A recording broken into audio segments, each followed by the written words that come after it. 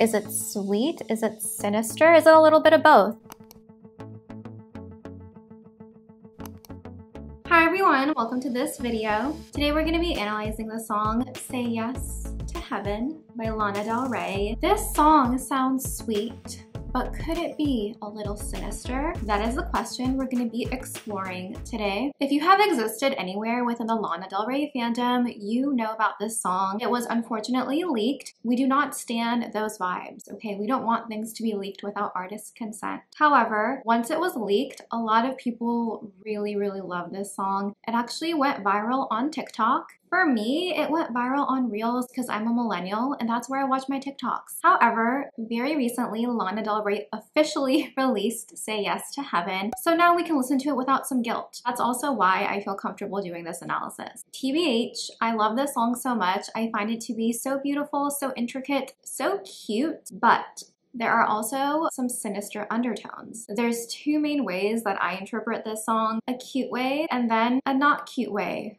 A way that is very dark and heavy and gives me some mild Black Beauty vibes, gives me some mild Dark Paradise vibes. Those are songs I analyzed that I'll link down below. I'm gonna make sure to link all of my Lana Del Rey analyses below for you. We analyze a lot of Lana Del Rey on this channel and there's always more to come. So consider sticking around, consider subscribing and turning on that bell notification so you get notified every time I post a video. Right now on the screen, you're gonna see some literary terms I may refer to throughout this video. And as a reminder, everything I say is literally just my own opinion. Music is very subjective and I always invite you to share your own perspective down below in the comments. Let's just get into it. There are a few different ways to read this song title. You can read the song title as a command, say yes to heaven. That's a little bit more stern, a little bit more intense and directed. You can also read it as a suggestion, which is a little bit lighter, a little bit more airy. Say yes to heaven, right? It's a little safer, it's a little cuter. And also I do have some notes like down here, so if you see me looking down, I'm just glancing at my notes, okay? Keep calm, everyone, it's fine. Say Yes to Heaven can also be read as a sort of desire or a sort of hope. I want to talk about these two things really briefly because I think it's really interesting.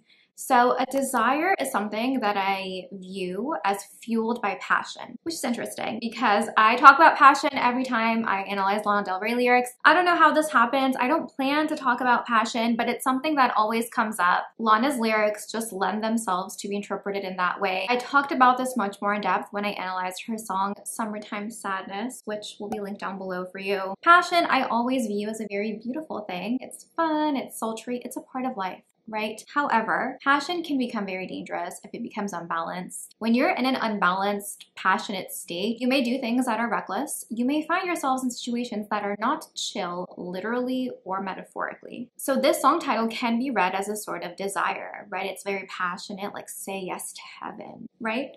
Kind of sultry. When I compare that to a hope, say yes to heaven, like, OMG. A hope is much more innocent, it's cuter, and it feels more pure when you compare it to a desire. A hope is not fueled by passion. A hope is something that's more earnest and, again, more innocent and more pure. Those are 4 ways that you can read this song title, 4 different connotations. I also do want to talk about the diction here. The word heaven, what could that mean? More metaphorically, heaven could be synonymous with perfection. Ultimate paradise, that's how I define heaven. Heaven is a place on earth, _brandycarlisle.mp3, that vibe. So you can experience heaven and heavenly things on earth. Something is perfect, a relationship is perfect, 2 people fit together, you're soulmates. Everything is very idealistic. The other way you can think about heaven is in terms of the afterlife. This is what I'm going to be calling literal heaven throughout this video. Literal heaven sounds cuter, but the reality of what I'm going to be explaining is a little bit more dim and a little bit more dark.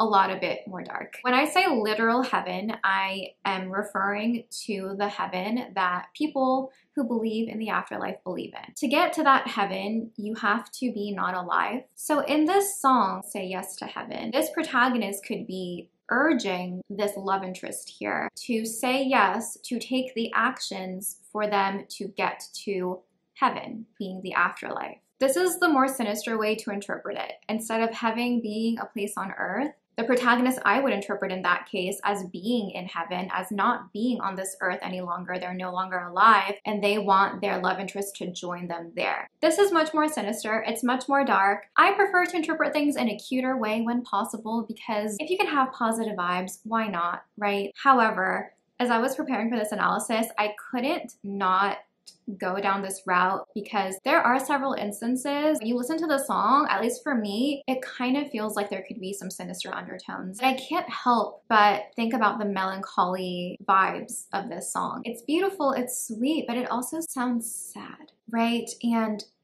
I know that different emotions can exist at the same time. You can be happy and sad together. But if this song is 100% cute and 100% sweet, why does it sound so sad? So that's another clue, another little context clue that we can take into account here. Again, keep in mind, you don't have to agree with me. This is just things I thought of, okay? Verse 1. Verse 1 states, and I quote, "If you dance, I'll dance.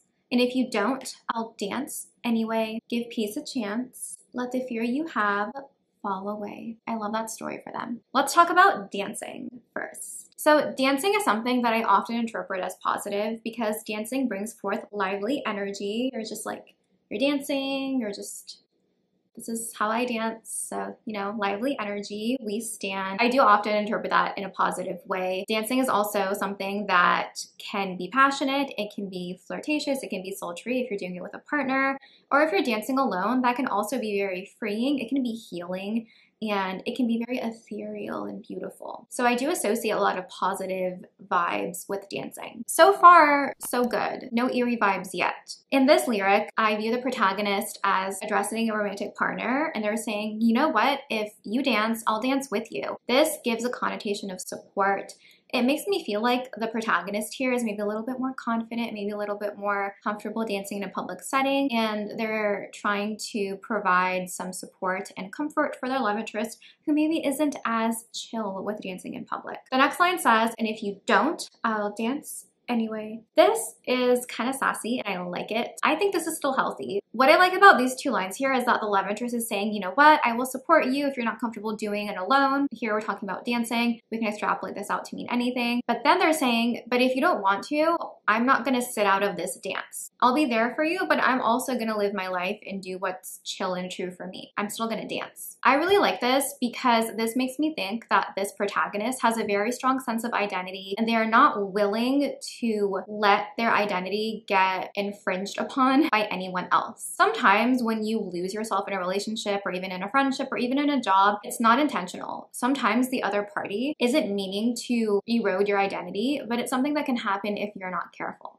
No victim blaming here, but it's important to try to keep grasp of who you are. It can get difficult when life gets busy and emotions are on an all-time high. I think you could read this line as the love interest maybe being a little mean, but I interpret this so far as being pretty healthy. I like that they're not willing to give up something important to them, in this context, dancing for the other person. And it's also kind of sassy, which is something I enjoy. I'm an Aries, okay? It's just who I am. Then it says, "Give peace a chance, let the fear you have fall away." This is interesting, and this is where we get a sense of the dynamic of this relationship. I get the sense that this protagonist is a little bit more stable internally than the love interest.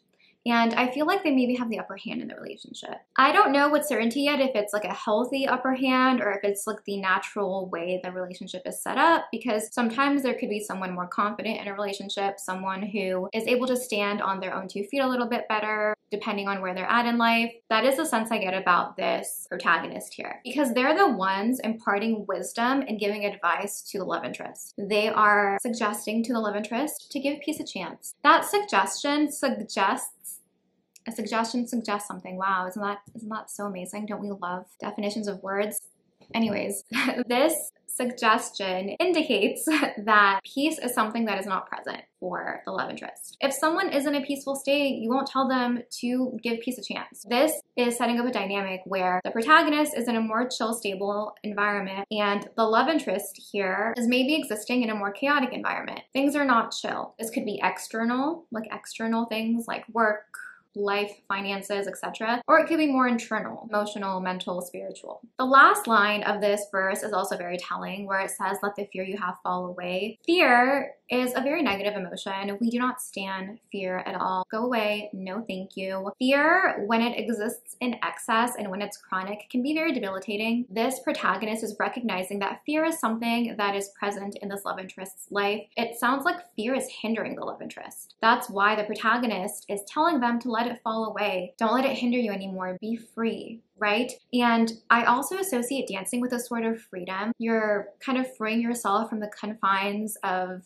I don't know, like standing still. You're letting yourself flow with the music. So I do associate this sort of advice that the protagonist is giving with the first two lines here about dancing. Dancing, I associate a feeling of flow with, and fear is something I associate no flow with at all.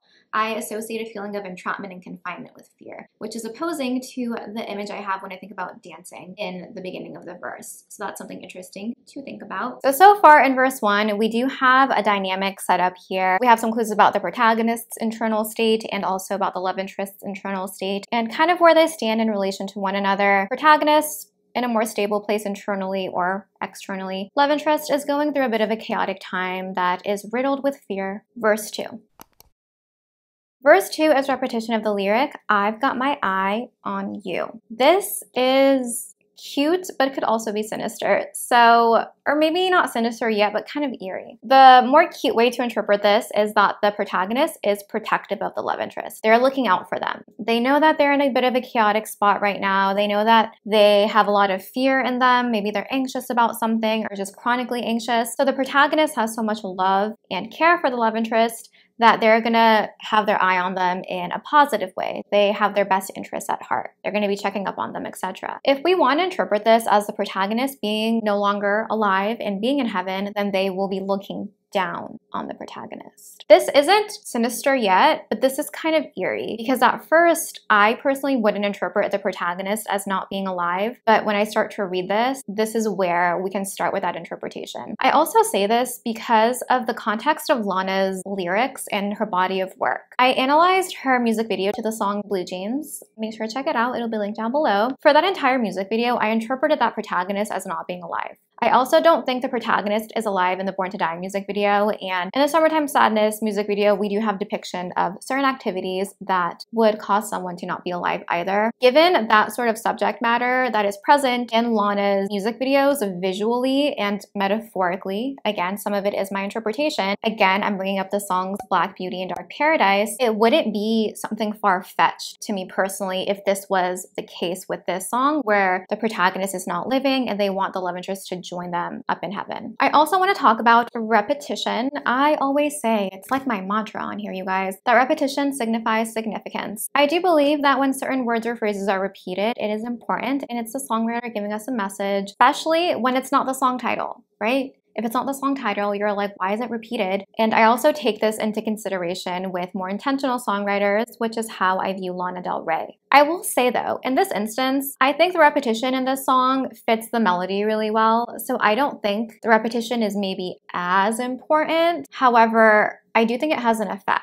If we want to look at it as more eerie, the repetition of "I've got my eye on you" all through this song can kind of feel like the love interest is being boxed in and surveillance. What is the appropriate word? Surveillance. There is surveillance on the love interest. I know this is an analysis channel and that words are a very big part of this channel, but I'm not going to look it up. Chorus. I interrupt this video with a very special message from myself. This is sponsored by me. I want to let you guys know that I'm offering services on the website Fiverr. I'm offering a few different things. I can help you refine your own analysis skills to develop your own unique perspective about poetry, about song lyrics, about any written work. I've also been getting a lot of messages from you guys letting me know that you use my videos to help you learn English. So if you need an English conversation partner, I'm your girl. We can converse through the internet. I can help you with pronunciation, sentence structure, and random things about American culture that are not super intuitive. If you're a songwriter or a poet and want me to read your original piece of work and provide you with a very detail-oriented feedback, I can do that as well. All that information is going to be linked down below. If you have any questions about any of the services I'm offering, please message me directly through the website Fiverr. Back to the video that you actually clicked here for. The chorus says, say yes to heaven, say yes to me, and repetition, say yes to heaven, say yes to me. Now we can talk about the two ways to interpret heaven. This protagonist is making a very direct statement to the love interest. In this instance, heaven and the word me are synonyms. That's how I'm interpreting it. They're meant to have the same meaning. Heaven equals the protagonist, the me here. The cuter way to interpret this is that the protagonist is saying, you know what? I know you're going through a hard time. I know that there's a lot of fear in your life. Try to overcome that. Try to not like fix yourself, but try to start the healing process so we can be together. Maybe the love interest is not emotionally available right now because of where they're at, but the protagonist loves them so much. They're like, you know what? I've got my eye on you. I'm going to look out for you. Say yes to starting this healing journey. If you start to heal, then we can actually be together. You're going to be emotionally available for love and for a relationship. Say yes to heaven. Say yes to me. The heaven here could be referring to their love. Maybe the protagonist views this love interest as the perfect fit. It could be heaven on earth if they were together. Physically, emotionally, mentally, spiritually, etc. Or if we want to interpret this a little bit more negatively and a little bit more not chill, the protagonist could be saying, you know what? Join her up there in heaven. I don't know if this would be like the protagonist being mean about it from heaven, but they could be urging them softly. You know what? Don't you want to be together? Don't you love me? Wasn't our relationship great when we were both on earth? Come join me up here. These are opposing ways to interpret it. And again, I'm not saying I'm right, but I can't help but think of this when I read these lyrics. Verse 3. If you go, I'll stay. You come back, I'll be right here. Like a barge at sea, in the storm, I stay clear. The cute way to interpret this is that the protagonist is going to be very supportive of the love interest. If the love interest needs to go away and do some soul searching, or needs to go away and try to heal a little bit and have some time apart, they're chill with it. They're going to wait for them because they know their love will be heaven whenever they can be together. Like, that's cute. Or maybe the protagonist is going to be there because they literally can't be anywhere else because they're in literal heaven. Where are you going to go in heaven? Just heaven, right? You're like strolling up there and stuff. Let's look up the word barge. So according to Collins Dictionary, a barge is a long, narrow boat with a flat bottom. They're used for carrying heavy loads. The protagonist here is illustrating how stable and how firmly planted they are by comparing herself to a barge at sea. If it's holding something heavy, it's going to be in place much more strongly, right? It's not going to move super easily. The protagonist being like a barge, first of all, means that they can sustain a lot of weight, maybe a lot of emotional weight, because maybe they're so mentally healthy that it's not going to affect them as much. Or maybe it's not going to affect them because they're in literal heaven and they don't have emotions like that up there, I guess. I don't know. I would assume, right? I want to talk about the sea and I want to talk about a storm. So the sea brings forth water imagery. That's something we talk about very often on this channel. Water is something that I often interpret as cleansing, especially salt water. It can be something that represents a rebirth and a renewal. However, here, the sea is in the context of a storm, and stormy seas are very scary because the sea is very vast. It's very deep. There's like things under there. And if you're in the middle of it, like, where are you? You know what I mean? Like, literally, where are you? Like, you need a compass. Like, what's happening? And if you're on a boat, even if it's strong and stable, if there's a storm, it's gonna be a scary experience. It just is. Here, the protagonist is saying not only can they withstand something heavy, but they can also remain stable within a storm. When I think about a stormy sea, I think about things that are off balance. The protagonist can remain balanced in that situation. So I'm thinking about an emotional storm, like mental storm, things like that. An internal state that is not balanced and stable, which could be reflective of the love interest's internal state. The protagonist is going to stay clear in that situation. They're not going to be frazzled by that, because they have such a strong internal state, they're so healthy, or because they're in literal heaven and nothing is going to faze you when you're in literal heaven, I guess. Verse 4. Verse 4 says, because I've got my mind on you, I've got my mind on you. In this instance, the protagonist can have their mind on the love interest because they're into them, right? They love them, they care for them. This could be something that exists in a very healthy and balanced way. Or the protagonist has their mind on them because they can't think of anything else because they are in literal heaven, right? They are not able to go and live a life. They are existing within a paradise, which is positive. However, they just want to be together with who they think of as their soulmate. Positive way, kind of eerie, negative way. I don't even know if it's that negative, but it could be a little eerie.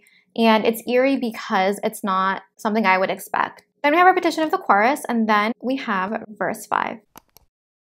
We have repetition of the lyric, if you dance, I'll dance. And then it says, I'll put my red dress on, get it on. And if you fight, I'll fight. It doesn't matter now, it's all gone.